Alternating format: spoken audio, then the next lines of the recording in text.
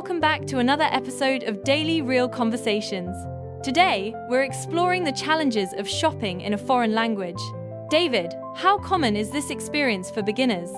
Well, Emma, it's very common. As you mentioned earlier, 72% of beginners feel anxious about asking for help in stores abroad. It's all about bridging the gap between language learning and real-life application. Absolutely. But isn't there a counter-argument that technology, like translation apps, can eliminate these barriers? True, apps help, but they can't replace the confidence-building experience of speaking. It's like learning to swim by diving into the pool rather than just watching videos. Let's dive into some key phrases. What would you say are the top sentences every shopper should know? Start with, "Excuse me, where can I find?" Or, "Do you have this in a different size?" They're polite and direct, much like asking for directions when lost. And what about discussing fit? Sometimes clothes feel too tight or too loose, right? Yes, saying "it's a little tight" or "it fits well" helps convey your needs. Remember, communication is about clarity and confidence, even if grammar isn't perfect. Let's role-play a scenario.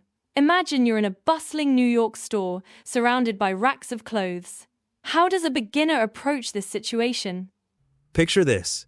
You see a jacket you like but aren't sure about the size.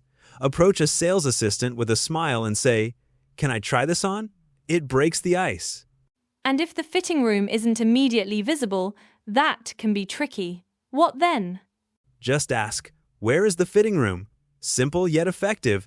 And if you feel nervous, remember, the more you practice, the more natural it becomes.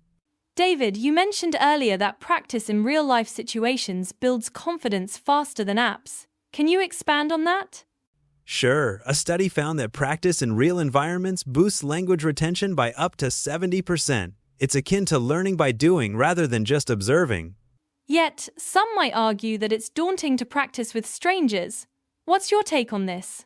It's understandable, but remember, most people appreciate the effort to speak their language. As I often say, progress over perfection. Embrace the journey.